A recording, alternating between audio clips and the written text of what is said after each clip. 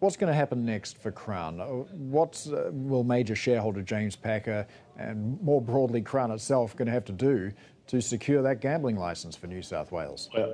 Well, the Commissioner, Patricia Bergen, who handed down the report, which was tabled in the Parliament yesterday, presumably to avoid defamation proceedings by some of the directors that she criticised in the report, has suggested that it's very important for Crown to begin a serious restructure, not just of its board and its directors, but of its senior executives and of its corporate culture, if they want to have any chance of getting a licence in New South Wales. Now, her report will be referred to the Independent Liquor and Gaming Commission, which is considering it, and will meet later this month to decide what action it wants to take. It may reject some of the recommendations or not, but it's hard to see how Crown is going to get in a position where it can open this new casino anytime soon. And it's entirely possible that it may walk away from it, or that it may convert the casino floor into luxury apartments. The rest of the building is, of course, a property development with very expensive luxury apartments with panoramic views of Sydney.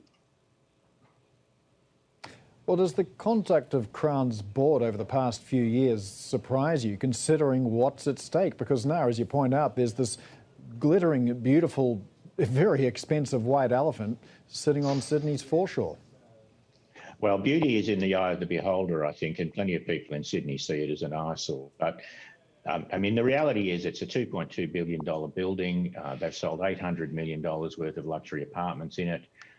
If they convert the other apartments, and they can make another 800 million or so out of it, I guess. But the board has conducted itself quite poorly, if you look carefully at Bergen's report. And she reserved criticism for three quite senior members of the board, including the current CEO and the outgoing CEO from last year.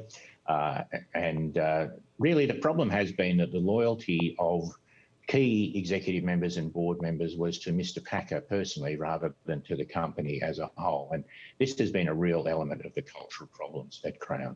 And of course, Mr. Packer, despite having stood down from the board some years ago, was continuing to receive updates and briefings, which he probably shouldn't have been, and appears to have been directing the affairs of the company. And that clearly didn't help get them into a position where they would succeed with this proposal. The share price has been under pressure. It's in a trading halt at the moment, so it'll be interesting to see what happens when they start trading, presumably tomorrow. The real problem here is that Crown's existing operations are in Melbourne, where it's got a very large casino, and in Perth, where it's got a smaller one, but nonetheless still quite a large operation. And these have been allowed to continue despite there being rumours and suggestions and indeed stories in the media over many years, dating to at least 2014 and earlier. So all of this, what does this mean for the company? What will they be forced to do? I know that the report in itself is not really enforceable, but given the image that they have in Australia and all of these scandals, what sort of action could we see from the company? Well, Mr. Packer almost certainly will sell down his shareholding.